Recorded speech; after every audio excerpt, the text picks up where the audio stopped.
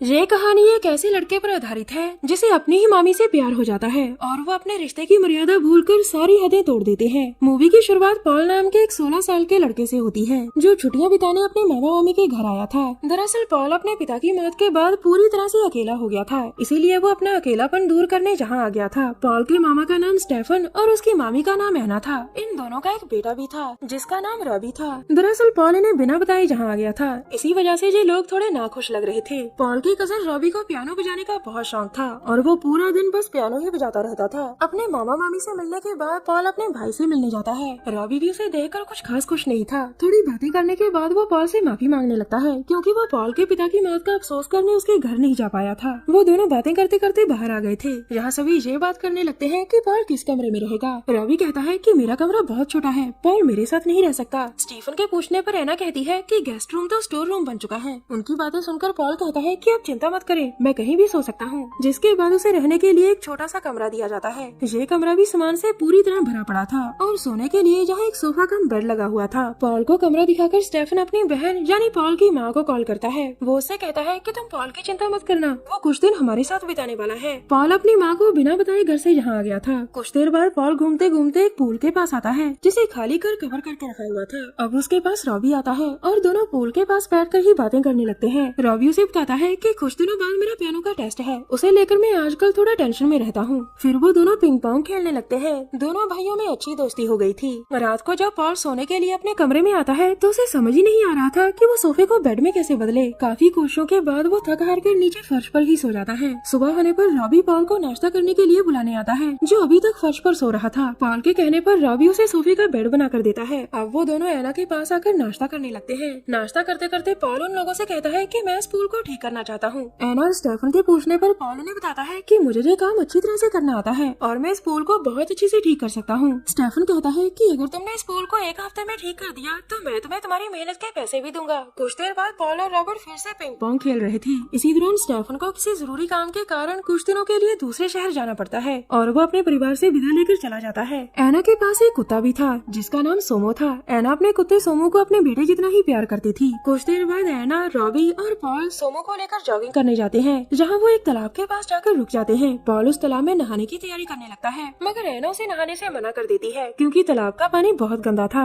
थोड़ी देर बाद वो सभी घर लौट आए थे। घर आते ही पॉल और रॉबी फिर से पिंग पोंग खेलने लग जाते हैं। तभी वहाँ एना आती है और आकर रॉबी को डांट कर अंदर चलने को कहती है। दरअसल एना अपने बेटे की सारा दिन पियानो बजाने से बहुत परेशान थी क्योंकि पियानो की वजह से उसका अपनी पढ़ाई पर बिल्कुल भी ध्यान नहीं था। वो रॉबी को डांट कर अंदर भेज देती है और पॉल को पूल की सफाई करने को कहती है। शाम को जब पॉल पूल में काम कर रहा था तो एना उसके पास आती है। वो उसे सोमू को घुमाने के लिए अपने साथ चलने को कहती है। जब वो सोमू को लेकर जा रहे थे तो एना पॉल से उसके पिता के बारे में बात करने लगती है। वो कहती है कि मैं समझ सकती हूँ कि तुम्हारे पिता की मौत के बाद तुम्हें काफी अकेलापन महसूस हो रहा होगा। तभी पॉल की गर्दन पर एक मधुमक्खी काट लेती है। जब एना उसे देखने उसके करीब आती है तो मौका देखकर पॉल उसे चूम लेता है। पॉल की सर्कस से एना बिल्कुल भी नाराज नहीं होती बल्कि मुस्कुराकर उसे वापस घर चलने को कहती है। घर पहुँचकर एना पॉल के जख्म पर दवा लगाती है। एना को अपनी केयर करते देखकर पॉल के मन में उसके लिए भावनाएं पैदा होने लगी थी। अब वो अपनी मामी को प्यार भरी नजरों से देखना शुरू कर देता है। थोड़ी देर बाद पॉल फिर से पिंग पोंग खेल रहा था पर अब उसके साथ रॉबी नहीं एना खेल रही थी। तभी वहाँ रॉबी एक कटर लेकर आता है। वो पॉल को पेड़ काटने में उसकी मदद करने को कहता है और एना भी किसी काम से बाहर जाने लगती है। थोड़ी देर बाद पॉल पेड़ के ऊपर चढ़कर उसे काट रहा था और रॉबी नीचे खड़ा उसकी मदद कर रहा था। पेड़ काटते काटते पॉल नीचे गिर जाता है और उसकी बाजू पर चोट लगती है।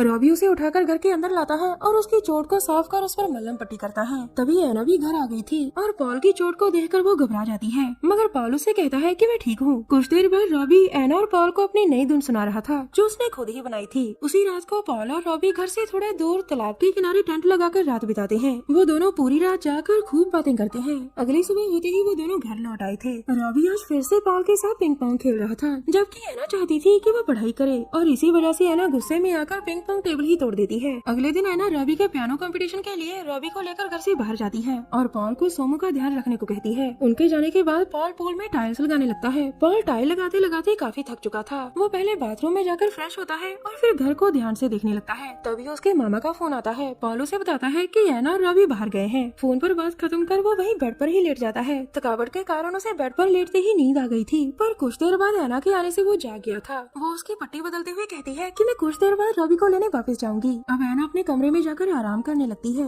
इसी बीच पॉल धीरे धीरे एना के कमरे की तरफ बढ़ रहा था। पॉल को अपने कमरे के बाहर देखकर एना उसे अपने पास आने को कहती है। एना के कहने पर पॉल उसके पास आकर बैठ गया था। एना उसके करीब आने लगती है और पॉल भी अपने आप को रोक नहीं पाता, जिसके बाद वो दोनों अपने अपने रिश्ते की मर्यादा भूलकर सारी हदें पार कर जाते हैं। इसी बीच रॉबी भी जल्दी घर आ गया था। वो अपनी माँ को मिलने उसके कमरे की तरफ जाता है, जहाँ वो एना और पॉल को प्यार करते हुए देख लेता है। रॉबी अपनी माँ को इस हालत में देखकर बहुत दुखी होता है, जिसके बाद वो बिना कुछ बोले ही वहाँ से चला जाता है। कुछ देर बाद एना रॉबी को लेने जाती है, क्योंकि उसे नहीं पता था कि वो घर लौट आया है। शाम को घर आकर जब वो रॉबी को घर में ही देखती है तो वो उस पर बहुत गुस्सा करने लगती है। एना कहती है कि तुमने मुझे बताया क्यों नहीं कि तुम घर वापस आ गए, जिस पर रॉबी उसे बताता है कि मैंने तुम्हें पॉल के साथ देख लिया था। ये सुनकर एना उससे माफी मांगती है। अब घर का माहौल पूरी तरह से बदल चुका था। सभी एक दूसरे से नाराज थे। रॉबी किसी से भी सही ढंग से बात नहीं कर रहा था और एना भी पॉल से दूर रहने लगी थी, जिस वजह से पॉल एक बार फिर से अकेला हो जाता है। अगले दिन स्टेफन भी अपने काम से वापस आ गया था। एना और स्टेफन को करीब देखकर पॉल को उनसे जलन होने लगती है। स्टेफन के पूछने पर एना उसे बताती है कि रॉबी ड्रिंक करके कंपटीशन पर गया था, जिस वजह से उसे कंपटीशन से बाहर निकाल दिया गया। रॉबी के बारे में जानकर स्टेफन बहुत दुखी होता है और वो उसे समझाने लगता है। उधर पॉल ने भी पूल को लगभग पूरी तरह से नया बना दिया था, जिसे देखकर एना कहती है कि तुम इसमें पानी भर देना ताकि कल हम सभी इसमें खूब मजे कर सकें। साथ ही साथ वो ये भी कह देती है कि अब तुम्हें हमारे घर से चले जाना चाहिए, क्योंकि तुम्हें यहाँ आए हुए कई दिन हो गए हैं। जिसे सुनकर पॉल नाराज हो जाता है और रात को पूल में पानी भरकर एना के प्यारे कुत्ते सोमो को उसमें डुबा देता है। अब वो अपने कमरे में आकर अपना सामान पैक करने लगा था ताकि सुबह होते ही जहाँ से जा सके। तभी उसकी नजर वहाँ रखे पैसों पर पड़ती है जो एना ने पूल ठीक करने के बदले वहाँ रखे थे। सुबह होने पर पॉल रॉबी से विदा लेकर जाने लगता है। दूसरी तरफ एना उठकर सोमो को ढूंढने लगी थी। जब वो उसे कहीं नहीं मिलता तो वो पूल के पास देखती है जहाँ सोमो मरा पड़ा था। वो सोमो को मरा देखकर बहुत रोती है, जिसे दूर से पॉल खड़ा देख रहा था। एना को रोती देखकर वो उनके घर से चला जाता है और इसी के साथ इस कहानी का यही अंत हो जाता है।